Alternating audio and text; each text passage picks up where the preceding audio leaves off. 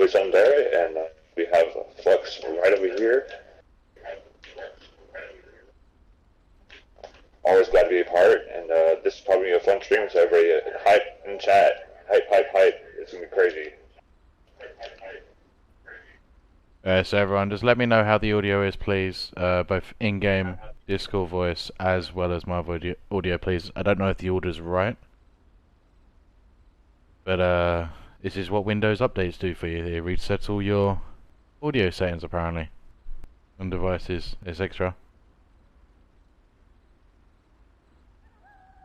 My ears! They're bleeding! No, that sounds pretty good to me. Okay, alright. I think we can finally actually start like we originally planned. So, oh, wait a minute. No, I was meant to double check the boss. Oh. Okay, yeah, boss is actually set.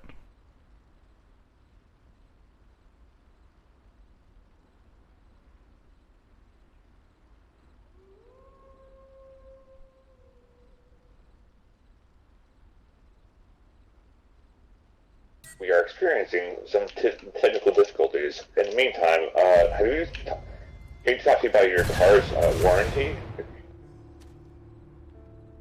It seems like your extended warranty has expired, and we're here to update it. We have a 1-year extended warranty right here for you. You might. I don't.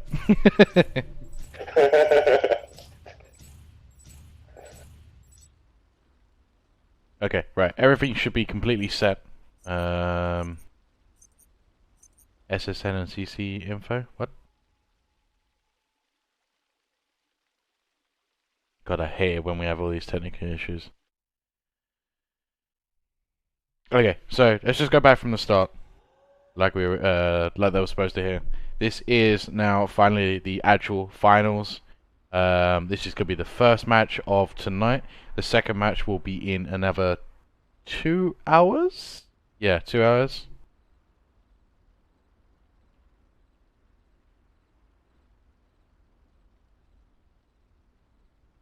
I am so confused. Why is it saying it's the Patriarch?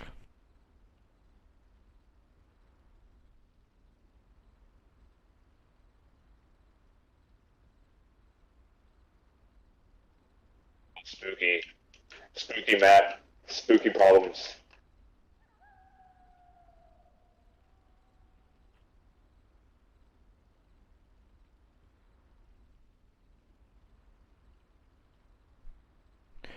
Okay, yeah, so now we're actually in the proper finals. We're actually going to do Swats against the Janitor Jedi Association.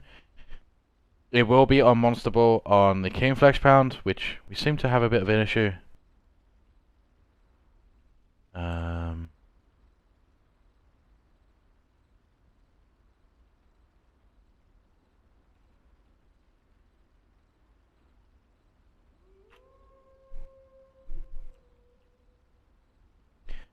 So yeah, hopefully we'll see some really interesting gameplay in this one because this is now going to be their moment. They have to go all out for the win. So this is no second chances. You can get your points in the next matches, whatever. If they lose this one, the next one they have to win to get to the third match. If they lose both, they're out. They become second place. So mistakes will be very punishable. How do you feel about perks wise? Do you think they're going to do the usual standard perks and all that? They do seem to be a pretty consistent team. So at least with perk wise, and I don't see it that's going to change it too much. I mean, why change what you're already doing great with? You know, they seem very confident in their perk selection, and I mean, they've already been on top of the game almost the entire tournament. So I think they're going to keep on going with the same type of perks, probably the same perk skills maybe as well. But we can't really see that. Yeah, I genuinely think it's going to go basically the same.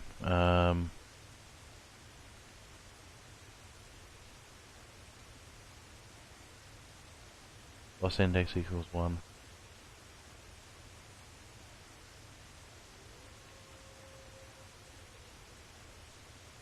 Seems like everyone's getting a bit weird.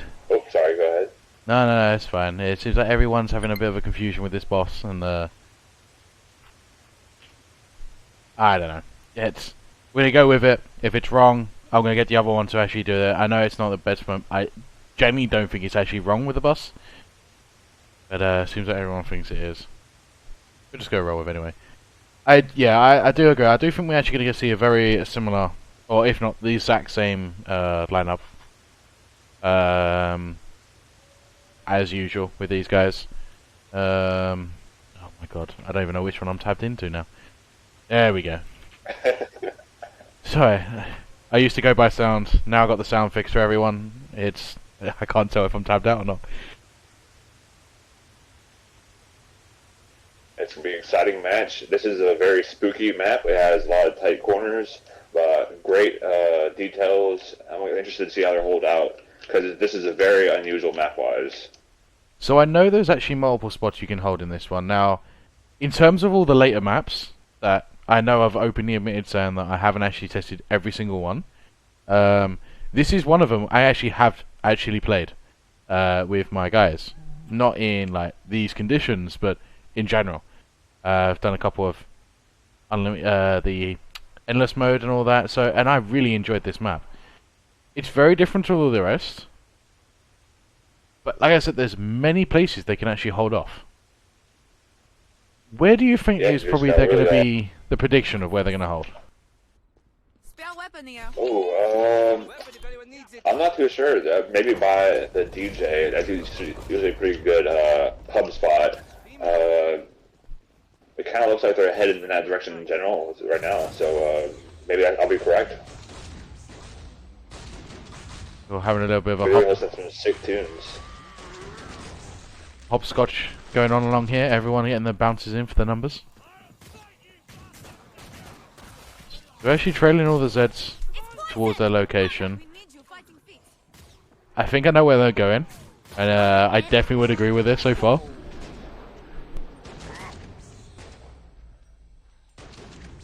I don't know if they're going to stick here though. I don't think they will.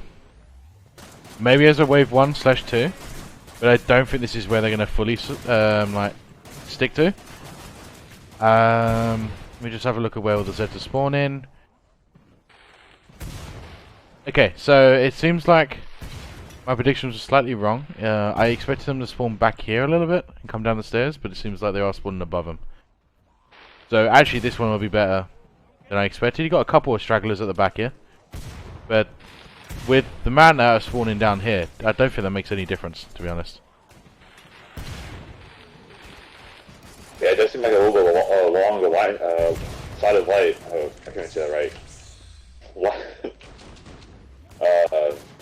But yes, line of sight. Okay, I had a little tongue twister there for a second. But it doesn't really matter because they're dropping down on top, so that's working out just for them as well. So I have noticed, just like they did had in a previous map, I think it was this team, not JJA, where they've actually got the vent here that they're going to actually have to watch. Was it actually this team that had the triple Fleshpound in the underground area, and it almost took a turn for them? I really can't remember. Any kind of big Zed rush in that kind of tight space will definitely do that. Yes. Having to have someone, you know, forcibly watching the vent when it gets very fast. We are seeing a skip here. 53 seconds, yep, straight up. So pretty typical of them, and I know there's this meta of just skipping right away, especially the first round, which is pretty easy. Oh yeah. Now, what we did see before, and they have spoken, was actually abusing the buffs that you got from the medic. So what we're probably going to see here is the medic is going to be kind of patrolling around the middle, so that every time a Z time is triggered, it will give the physical Zeditive, where it actually bursts the healing across the area effect. So they're going to be going like crack maniac, just buffing everyone up. Yeah, their Zet or their medic has been on point in the past few games, just nailing those darts down. So they're definitely going to use them to the best of their ability. Looks like even without just not even needing the healing, just use the buff effect as much as possible. Oh yeah. Really nailing the firebug here with a bunch of darts, trying to get that extra fire damage.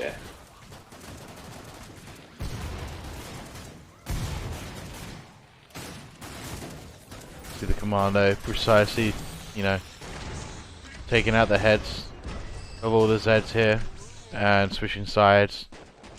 Firebug doing its own 360s. Oh look, it's your Firebug chef hat. Yes, I think Hazardous knows at this point that's like literally the best the Firebug hat, and he's doing this just to please me, or maybe he just recognizes the top-notch quality of a good chef. Let's see if they can cook up a nice meal. I gotta admit, I forgot to eat today, so they could definitely help me out here. Oh yeah, I'm famished. Come on, man, give me some Zed meat. If it's burned hard enough, I won't recognize the biologically mutated DNA. So another 52 seconds. They're going all out for this one.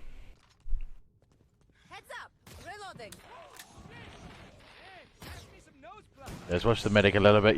So we can actually see how crazy they start going. As you see, it moved into the right side, healing them. Move back so they can at least affect them as well. Buffs. You can see that the vent is every now and then to go through. Yeah, it's kind of rough area for the Firebug just because the opening is so wide. You really have to kind of go back and forth. But it seems like the team is now kind of moving back into the corner a little bit so they can cover both sides a little bit. This does kind of actually make you question, how are they going to use their weapons? How are they going to utilize them? Because we've already seen in the past where they've changed up their build slightly and all that. Vigor will probably go for a projectile-based weapon with the chalk and maybe even a Spitfire. I think they can get a single, maybe a duel. That's a possibility. I'm not too sure they can get all three actually, now that I think about it. I think the support is going to go for the Doomstick, 100%. The medic will probably have to go for the medic assault rifle, so the 401. They'll probably be swapping with the commando, so there might be two of them like we had before. I think the gunslinger is still going to go for the standard. Dual Deagles, dual M19s, maybe single M19 and they can get the magnums at the end. But it all depends on how many traders they're willing to skip. That's where it's going to all come down to. The traders, where they're going to buy. This team is definitely good at skipping, so it's just going to be interesting to see when they buy or not. And they're going to choose if it's going to be on how close the trader is, or they're trying to aim for a certain wave.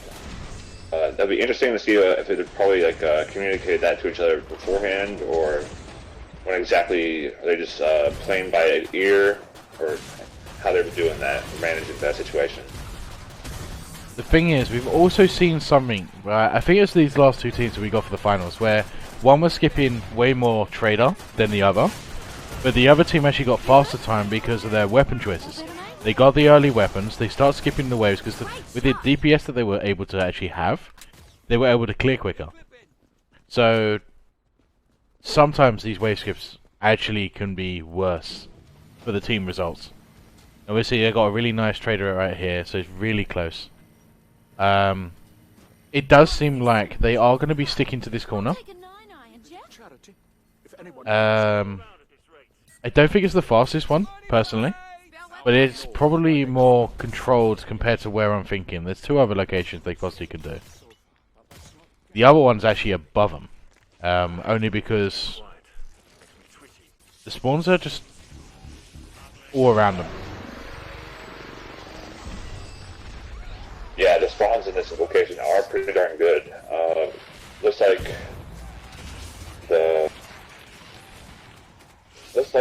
what is this? I'm trying to figure out what the weapons right now.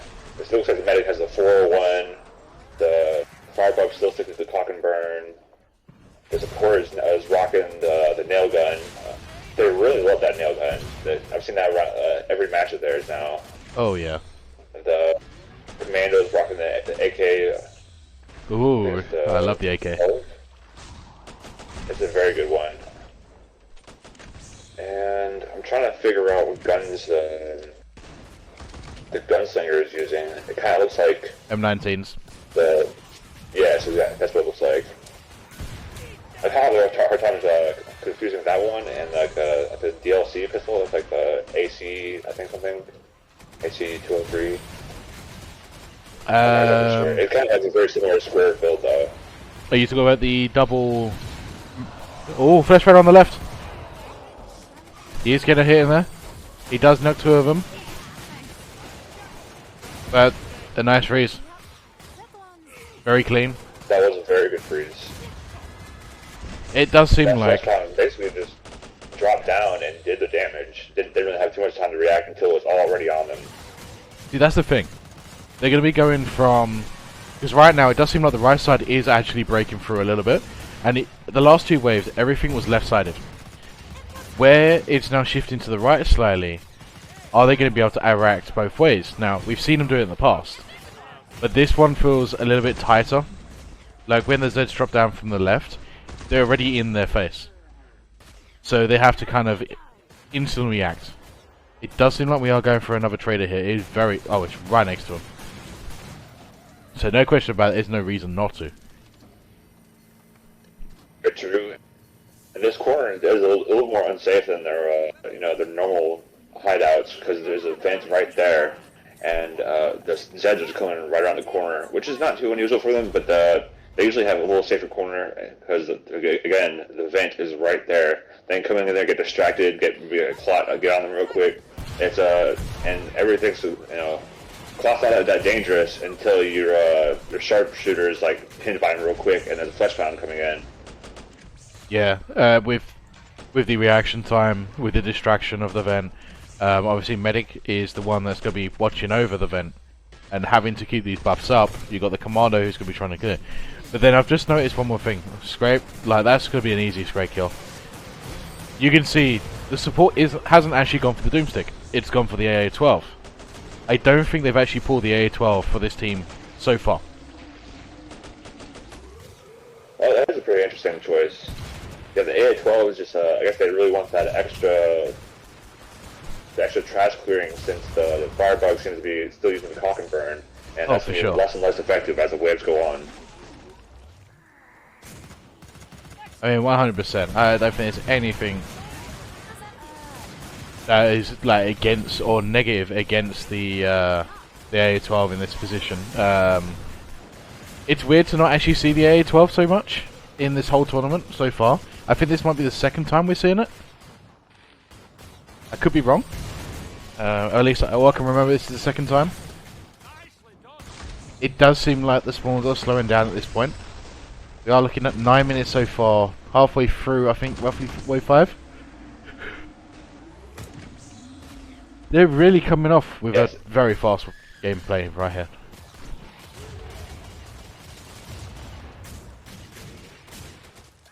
Yeah, they really are just nailing these guys.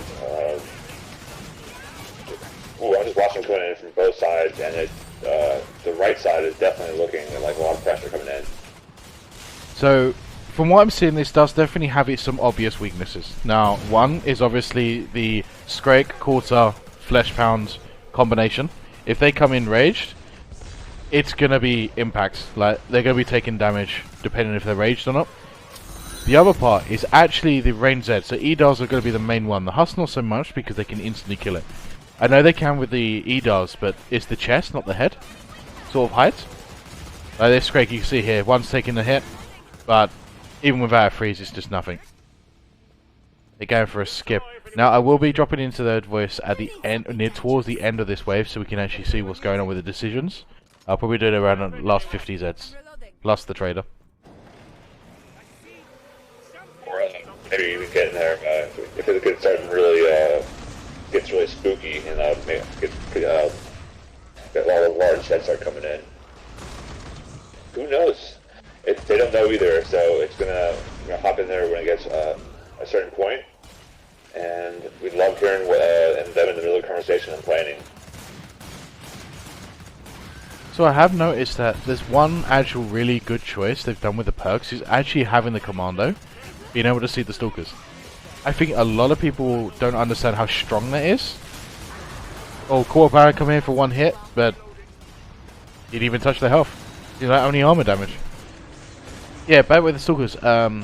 Being able to have the team see the stalkers is that there's no way you can hide them. So no matter what, they should die before they get to the players. Like, in no situation they can stop that. For sure, and every stalkers aren't that much of a threat until they get pinned in a corner real quick, and then half their health is gone, and incoming wave. So that's actually one of my least favorite ways to go. Is like I'm just running away by myself or something, and then I get 3 or 4 stalkers on me, and I'm basically dead. Yeah. Like if you leave them unpredictable moments, they can easily wipe out a couple of people.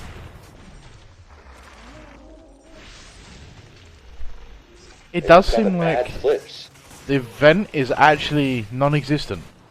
With the medic having the Z time trigger in, the poison is enough to actually kill the Zeds before they can get to any of the players. We do have a couple of quarter spawns there. Scrag instantly stunned, and yeah, that was nothing. Quarter coming from the right side has been EMP'd, and he died mid-jump. Scrag on the left, with another quarter coming on the right. So they are actually doing twin lanes right now. But it doesn't matter. Nail gun on the support. A lot of work. Commando with the M16. M16 AK, like 2 high damage. A core on the left again. This should not left. Oh, he does get a double hit. But once again, barely any health. 20 health, maybe maximum on the sharpshooter. Sorry, I lied. It's 8.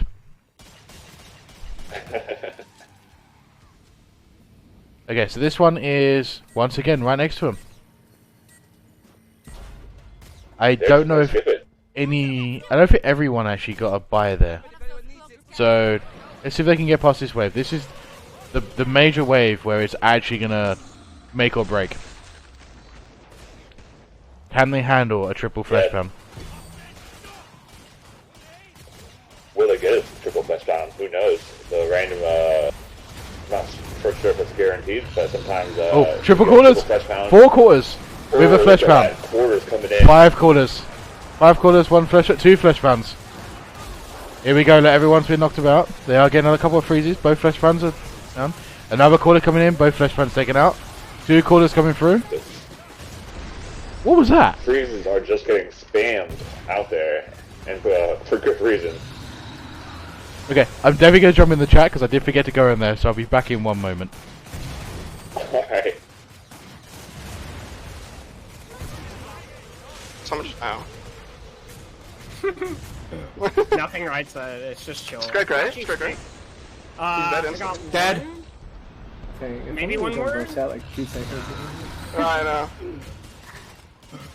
know. Nothing. That was a keep you right, double. Double TP right as well. We're busy. Nothing left, empty left, empty left. I got it. Came in. Yeah, came in. What? Oh. Don't cough it. Don't cough it. I'm looking.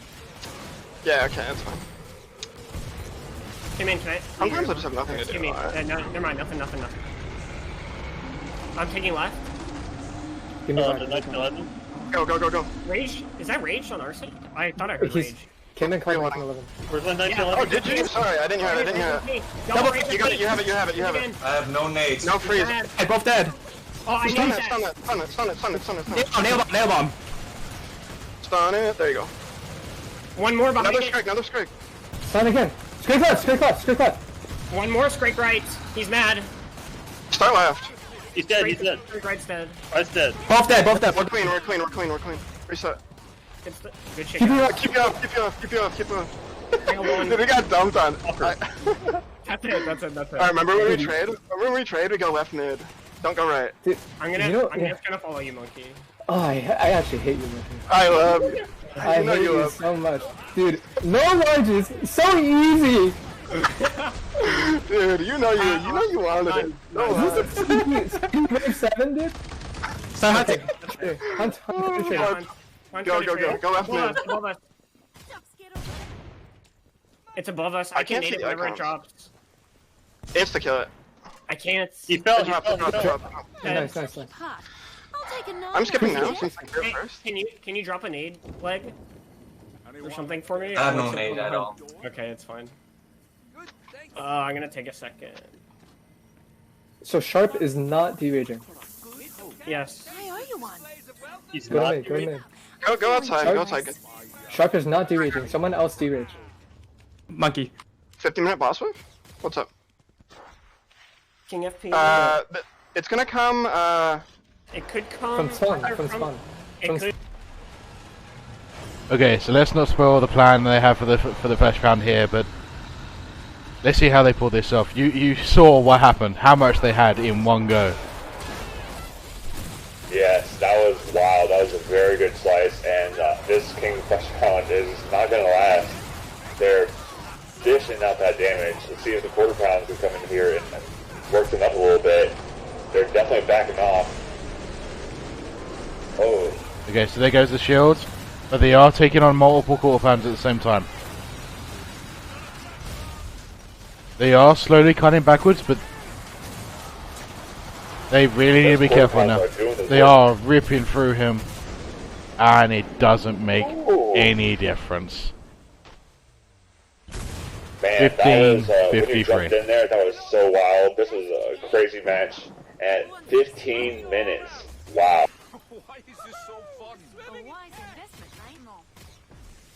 Well, 16 minutes, 15:53. That's still insane. That's... Let me just double check this before I actually claim this. Okay, I can say that's the fastest match we have had throughout the whole thing.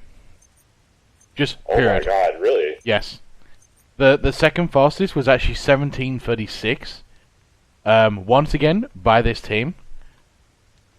And then before that is actually 2011. Yes. No. 18:45.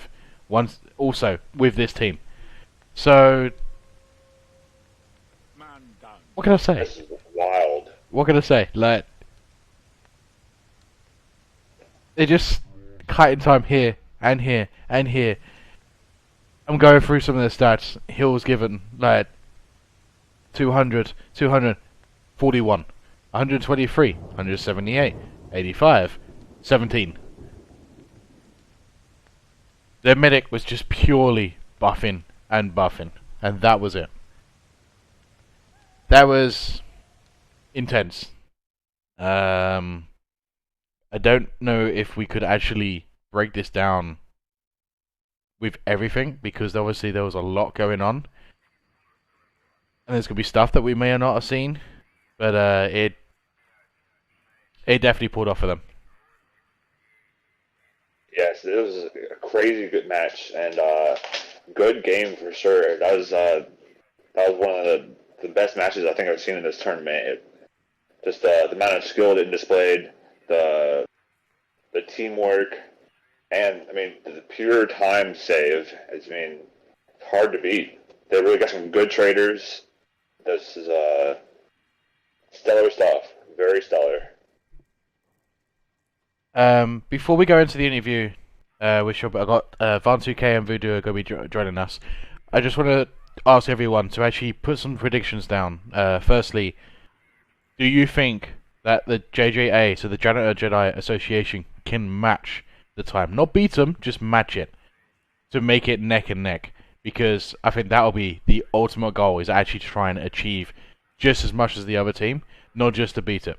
Because achieving the same is actually a big result, being 30 seconds difference. So can they actually match it? And I want everyone to actually start voting for their MVPs, because that's going to be a tough one. Everyone did a hell of a lot. So I just want, while we're going through the interview, I just want to try and get everyone to make sure that you're getting your ideas down, so that when we come to the actual vote, we can explain, we can go through all the answers. Okay, so I'm going to move these guys over. So we have got Von, 2K, and Voodoo here. If you'd like to say hi each, starting with you, Von. Vaughn? Seems like he's gone camera shy. Uh-oh. And he's gone. Maybe his laptop lost his FPS. Perhaps he crashed. Okay, so we have got Voodoo here. So, Voodoo, you're alright being on your own for the moment until he comes back? Alright, sounds good. Yeah. Ask away. No pressure. Okay. First of all, congratulations. You actually... Oh? Oh, he's coming back. There we go. Hello, Von. Thank you. Thank you. Hello.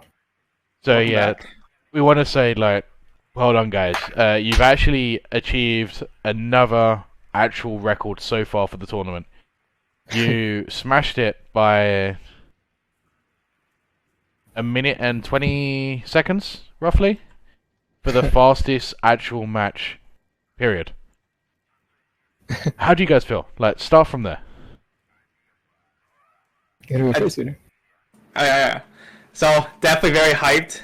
It was actually kind of shocking, like, from all our practice runs, we got, like, larges very early. And in this game, like, we only got, like, a large, like, I think, 4th wave. Kind of slow at the beginning, but near the end, it got very crazy, but in the end, we were all very hyped about it.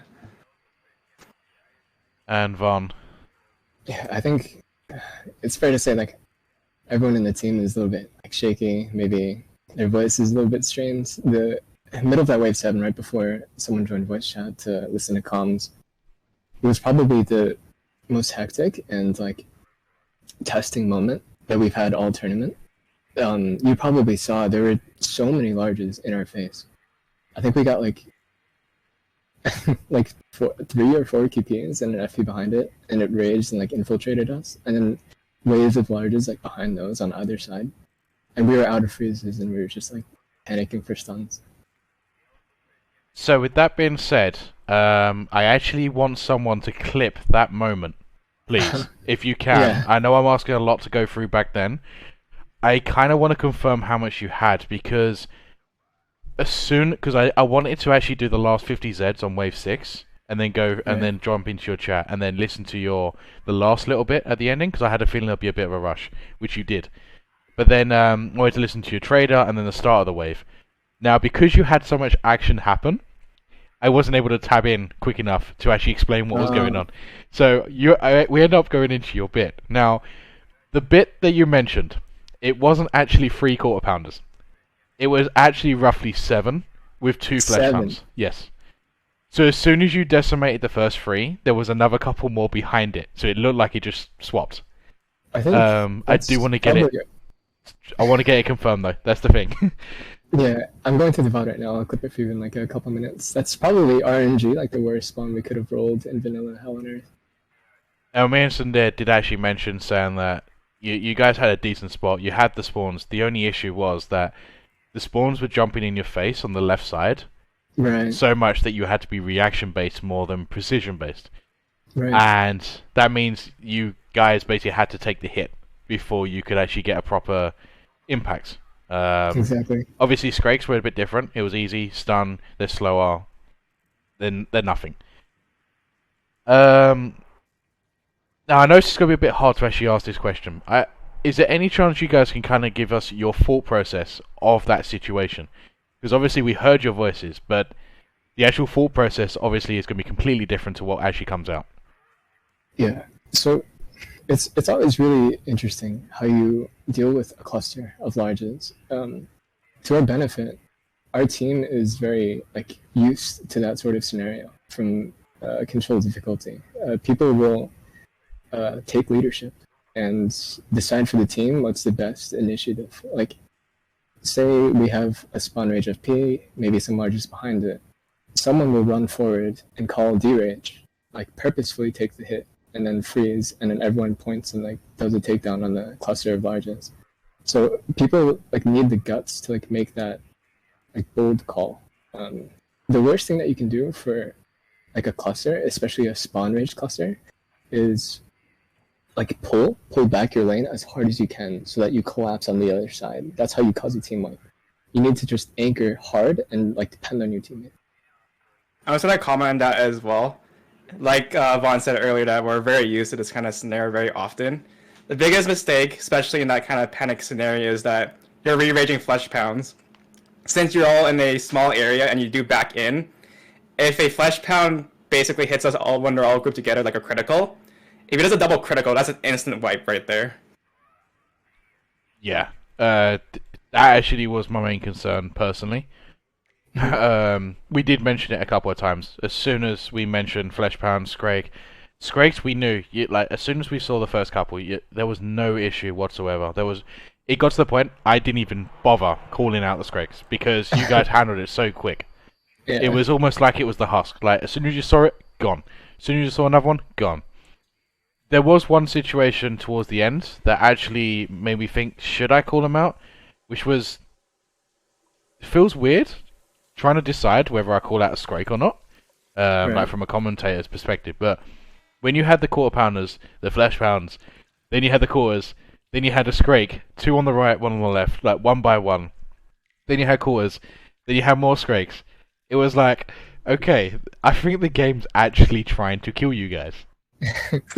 I'm just wondering, like, if it was actually a quarter instead of the Scrake, would it have been much more harder?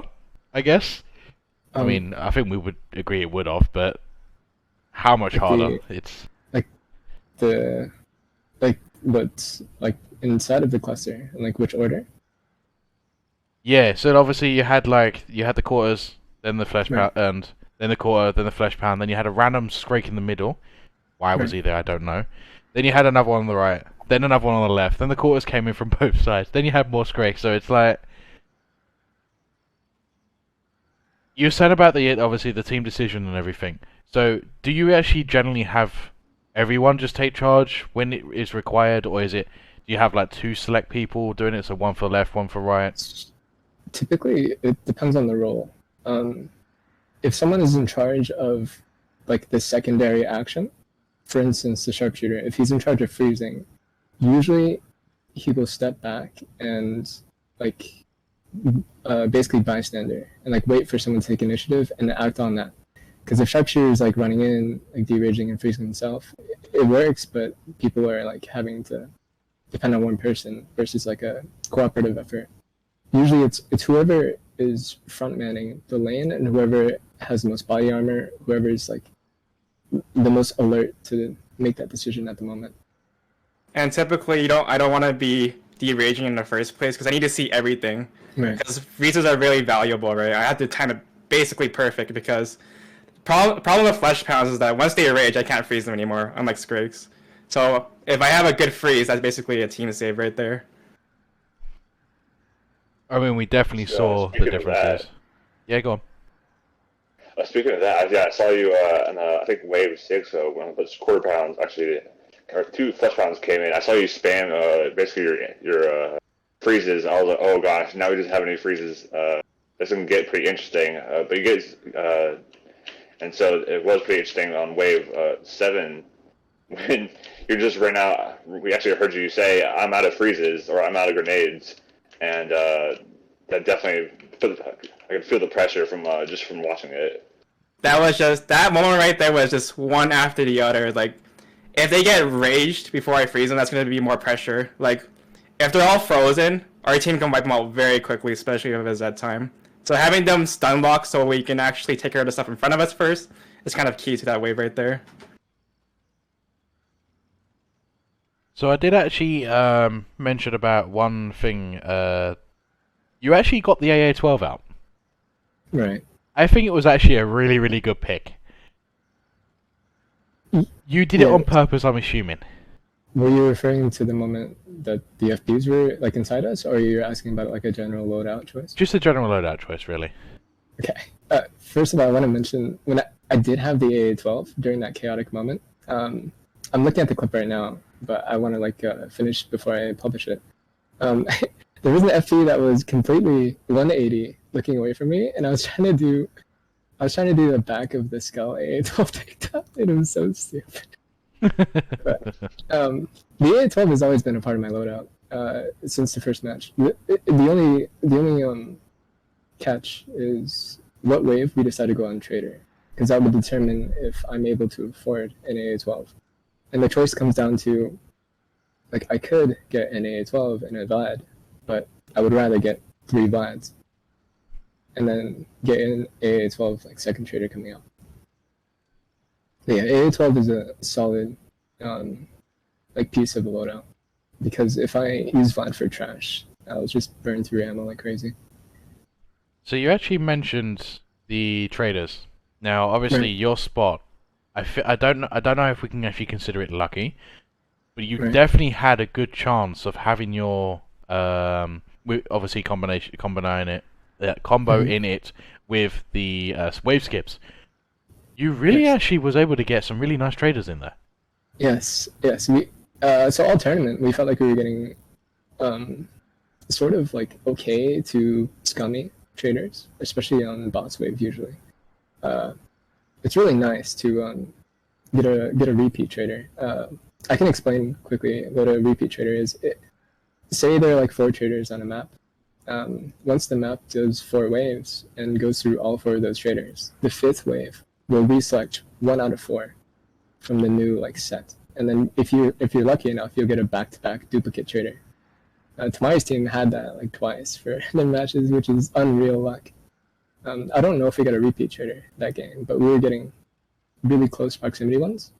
And like another note with the traders is the ones that occur early are more important than the ones that occur like for us. That's because like when we spawn, we look at the trader indicator, and we see like, okay, we got corner of the map trader. That's the worst trader in the game for us. It's the opposite side of the map for our hold. This is perfect. That means our buy round coming up, we'll get one that's closer, because the farther one is eliminated.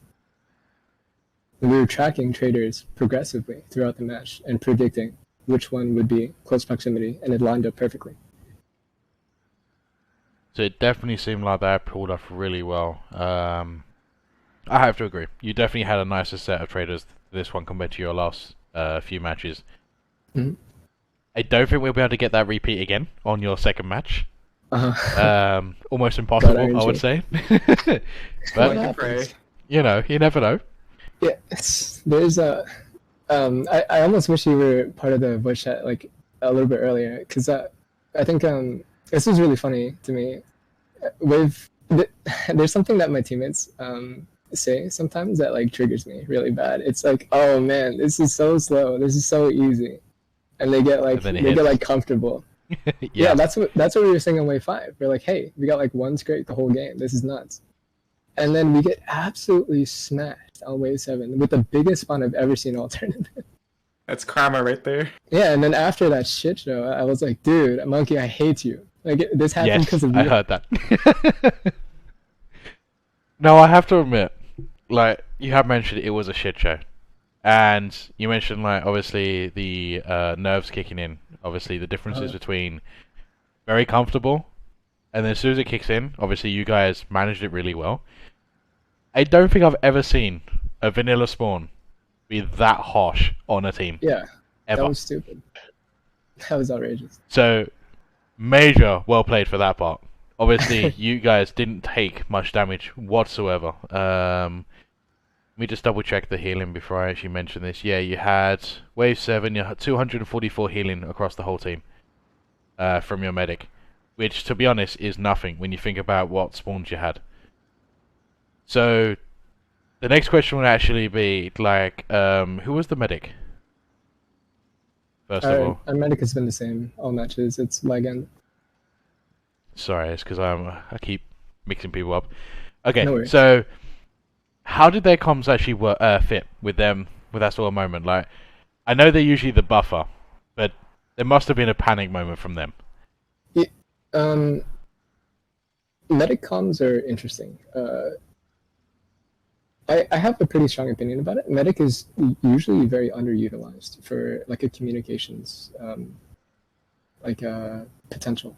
Our medic was calling whose attention he was giving to, and he was replying to who asked for attention. So medic is making people comfortable, basically. He's not making like any strat callouts. He doesn't really have to, not in this environment at least. But he'll tell people like med gassing rights, like darting left, like buffing left. He'll like let you know what the condition of like your lane or your health is. So, in a weird way, it's going to sound a little bit silly. He's not a doctor medic. He's a psychiatrist medic. Yeah, that's how medic in our CD games are. Is he maintains like the composure of the team roster. Okay, so this next question is actually going to be quite a hard one. And I want your personal opinions. I already admitted that I don't think I can actually find one MVP. Because, obviously, everyone had to constantly go through. If you guys could pick 2 people for MVP, who would you personally pick? Voodoo, we'll go with you first, though. I actually have no idea. Everyone plays so well. Like, that environment is so high tense. You can't pick a single MVP. But if I were going to pick one, I'm going to definitely pick K-Man. There are some times where his top DPS is like, I didn't even get a single shot in. It's like, what happened? He calls it out and it's like, it's already dead. If I was going to pick a second one, and it's going to go with Monkey. His stumbles are very on point. Like, I'm so well adjusted. Like, he calls it out. Once he stumbles, I basically hedge trace afterwards. Okay. And Vaughn, your choice. This is a very unique answer compared to our matches previously. I like the idea of everyone having MVP at least once, but that's not biased towards my answer here. I truly believe that Firebug and Medic are selectable for MVP. For Monkey as Firebug, this map in particular was a huge test to his decision making, because for a Firebug, he especially one with the loadout that he's using, he doesn't have any capabilities of maintaining a lane on his own or like dealing with a large. So he has to make the choice. Like, I have larges in my lane. I need to call for a teammate, and I need to rotate so I can maintain their lane while they're occupied. Or I see a cluster of larges. Let me choose which one to stumble so that my teammate can do a free takedown. Or like, let me throw a molly into the other lane so that their like density is reset. And like you mentioned earlier, this map is really unique, or this hold is really unique in that Zeds fall right on her face. He has to make that split-second decision every time Zeds are dropping right in his face. And it's just hectic 24/7 for the Firebug.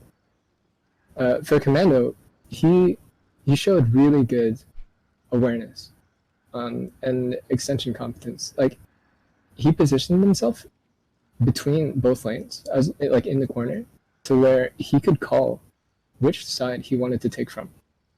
He was maining right lane and extending from there, but he would call out like, "Hey, my lane only has 2 trash. I need more."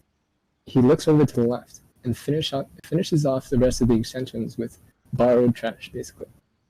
And so he was utilizing both lanes really well as Commando. One more comment as well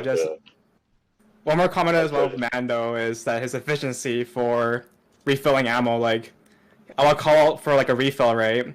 If Zetan hits, he would basically get extensions while getting ammo from me and drop it back to me. It's insane. That takes a lot of skill, actually. With the split second decisions, with the binds you have to use, like being able to figure out which weapon you're holding and all that, while continuously carrying on what you're doing. Yeah, I definitely have to give you that. That's definitely very important. So, obviously, you guys basically had the same concept. Now, I gotta admit, Vaughn, you actually did talk me into the same, actually agreeing with you. I definitely have to go with that as well. Just a follow-up question with that one. What was the actual weapons Monkey actually had? Because I couldn't figure it out. Yeah, so I don't blame you. His loadout is very unusual. He's been running the same thing all tournament. He carries a Culk and Burn since wave 1, the entire game, except for boss wave. He carries a full Vlad, he carries a single 19, and a single Deagle. So he gives spares to 2 different players, and he only uses a Call and Burn for himself the whole game. And Interesting. I carry a second full Call and Burn on myself in case he needs a spare. Okay. I gotta admit, I wasn't expecting that answer at all. Yeah, Firebug is barely playing the game. He's mouse winning the whole match with a tier 1 weapon he spawned with. A very powerful tier 1 out in the Winchester. It's a big contrast to the Firebugs we've seen in the tourney so far. Like Rikimaru from Janitors, for instance, using Helios and soloing a lane and getting top damage versus our Firebug just like pissing fire on the lane like 24/7. Yeah, obviously that makes a huge difference. I mean, I personally don't use the Dragon Burn. I prefer the Flamethrower. But ever since this tournament, I actually have been thinking of actually checking up what I'm actually doing and what I'm trying to achieve now. That's a major difference. It's showing me a different side of it. Sunday, have you got any other questions before I go to the final 2 bits? I have too many questions, just besides a couple of comments and some side jokes. Like, so you're saying your commander was basically the garbage man, just taking out the trash? He's going back and forth. Yeah, he's taking out the trash, but he's doing it with like a PhD. Another thing as well, since he has the M16, he's taking care of quarters sometimes, which is actually very handy. Oh yeah, he had yeah, I actually saw him use that a couple times in some different matches. The M16 has been seen a lot of use this tournament, and I never really used it that much in pubs, but I'm seeing the effectiveness, especially in like his right hand. The grenade launcher just adds that so much damage.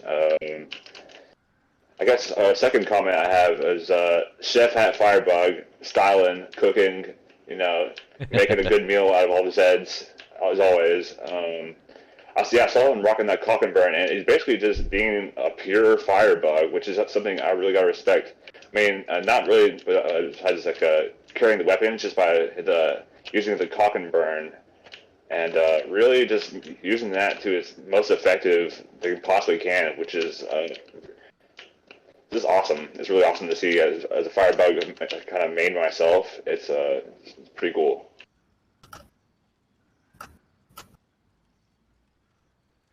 Okay, so what we'll do is we're going to go towards the end here, just so we can get a little break in between. Now these ones are going to, if you don't feel comfortable, that's fine. No pressure, obviously. Now, obviously you've done, 15 minutes and 53 seconds? Yes. Obviously that's going to be a lot of pressure to actually try and pull off, or for Jedis to actually pull. Yeah. That's interesting, right? It's because previous to our match, they were like trying to like trash talk us, like pressure us, or like mind game us. It's like, dude, during practice, we got a 15-minute run. You guys are going down, and then like one of my teammates were getting nervous. I'm like, dude, there's no way. They like got God RNG. Like we're good. So let's see if they can put the money where their mouth is. So the question is, do you think they can actually match or do better than your time? So, this is where you get your fighting talking, because obviously this is the first match. It makes a difference. So before this match, we were discussing basically what are the effects of us going first? What are the effects of us streaming our POV? We had you spectate and commentate, and we had 3 team members stream individually. So basically, that entire match was like very open to viewing. Everything is out the window now. There's nothing hidden. They could easily adapt something they want to last second and try to get one up on us. It's a matter of execution, RNG, and composure, especially composure, because people who don't have tournament experience, the pressure will get to you, especially in grand finals environment. Yeah, that was actually one of the questions we had before about going into the comms a bit more and all that, and my general response was, I don't want to put the team off. It's a lot of pressure to some people, and especially when you go to the finals. Like obviously, the playoffs or the actual group stage, if you lose a match, you can kind of gain it back with another match and all that. But in this best of 3, one mistake costs you the whole finals. Absolutely. And obviously, you guys have put a little bit more pressure on yourself with the 3 streams plus this one. So, well done, guys, honestly. But you guys did really well. Voodoo, would you like anything to add towards that, like in terms of how you feel about the other team maybe beating you or matching? Sure thing. I want to say I love you, Fat Cat. And that's all. Yeah. Okay. I believe they'll put up a good fight, but I do not believe they'll beat us. Okay, that's something we're gonna hold you to. Okay, because Gladly. what your teams don't actually know is at the end, I want to have all 4 captains in the same channel as an overview of how you guys right at the end. And obviously not tonight, but as a final match, either tomorrow or Sunday. It'll be quite interesting to see how you guys feel after that. The other question is, how do you feel about going into your second map? Which I need to remind myself which map it was. Helmut Station with Hans. Yes, Helmut Station with Hans. So our practice sessions for that map, not recently, but the ones like during group stage, that map was very iffy for us. We could not find a spot. We were looking over and over, like 1 spot, 2 spots. We went through like 4 or 5 of them. We had an awakening the last practice session. We found a spot we're very satisfied with, and we're going into it confident. That's very good to hear, actually. Very, very good. It was like a big difference. Like, our previous spot, one of them had a spot where, like, Zed would just teleport in front of us. That was so inconsistent. Yeah, one of the spots we tried had a map bug where Zeds would not appear. They would spawn, they would teleport in your face, and you have to react. Okay. I'm very interested in where that's from. Like a visual bug. Yeah, I think that might be a visual bug, not actually spawning, but it's generally because of, vision and everything. But you guys already probably know that anyway. Okay, so you do sound like you're being very confident and all that, but yeah, once again, well played. Obviously, these MVPs won't actually count overall. This is more of like a personal thing, so they will not go up on the stats or anything because it's the finals. I'm sorry, I don't feel like there should be any MVPs. No, I'm glad that you asked for our word for it.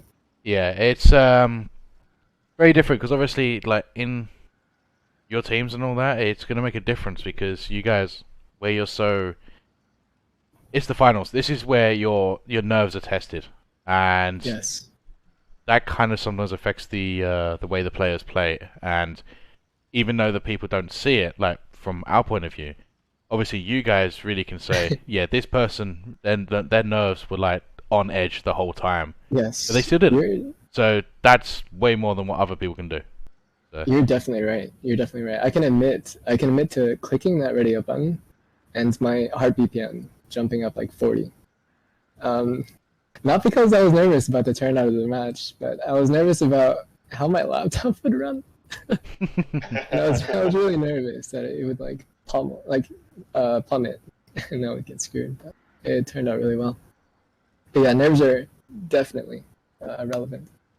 My hands are still shaking a little bit from that last wave. Exactly. Well, you guys did okay. You don't have to worry about it for at least 24 hours. You can relax. Obviously our next match will be in the next 1 hour-ish. Yes, so we're definitely looking forward. Hopefully we'll see you guys there. I have a feeling you will be, because it seems like the fight and talk. I've already seen some fight and talk already, so it'll be really interesting to see what happens on there. Yeah. So what we'll do is, if there's anything else you would like to say before we head on the next bit. Good luck, janitors. You're gonna need it. Oh. See, that's what we're here for. It's been a pleasure. That's all. Thanks for having us. Yeah, thank you very much, guys. I'm just going to move you to the other channel. Once again, well played, and obviously good luck with the results. You still got a match tomorrow if the results don't go your way, so don't give up. Yeah, you guys have played amazing results so far. All right. So, well done on the record as well. Cheers, guys. Have a good night. So, Sundar, A cool bunch of fellas. how do you feel with hearing the trash talk, with speaking to him afterwards, and obviously them admitting like with the nerves and everything? How do you feel that that's going to go into the next match? I love it. I love this kind of interpersonal drama. I know that they're not really serious. Maybe they are, but I just a little trash talk is always good fun, especially in the finals and between people that actually who know they respect each other, and it's not like it's not coming from a bad place. Yeah, I need to make a reminder that these guys are actually, as in both teams, they are actually good friends before the tournament. They actually shared people across each teams because they all do the controlled difficulty. So, to come out to this point, is now really going to put across, did they pick the right people for the right team? And which team are going to go on top? That's really going to be the question right now. But, before I end it off, I wanted, we have got the clip of it actually going through. I do want to show it. Oh yeah. Because this definitely was like top of the moments. So let's just go through this one more time. Let's do it. Will it get a triple Fleshpound? Who knows? The random, not for sure if it's guaranteed, but sometimes. Triple quarters, 4 quarters with a Fleshpound. Quarters coming in. 5 quarters. 5 quarters, 2 Fleshpounds. Here we go, let everyone's been knocked about. They are getting a couple of freezes, both Fleshpounds are down. Another quarter coming in, both Fleshpounds taken out. 2 quarters coming through. What was that? Freezes are just getting spammed out there. Will it get a triple Fleshpound? Who knows? So, we saw that moment once again. It really just shows the RNG effects of why I wanted to keep it personally into the tournament, because you get some really, really amazing moments as a whole. I know some people think, oh, it's a bit unfair, but come on, when are you going to see this? Whenever. Okay, so we are actually going to end it here. We're going to have a little break before we go into the next one. Now, just to confirm, the next one will actually be in 42 minutes. So if you all are going to be around, you know, do stick around. I can already see there might be a little bit of a, you know, fight and talk in the actual Discord. You know, so just edge them on, help them out, you know, push them. So maybe we'll see some really good like next map and all that. Obviously, it'll be the same map, the same boss, and everything. So there. What do you think the result's going to be? Like, honestly. This match. Sorry, a janitor association on this match. Yeah.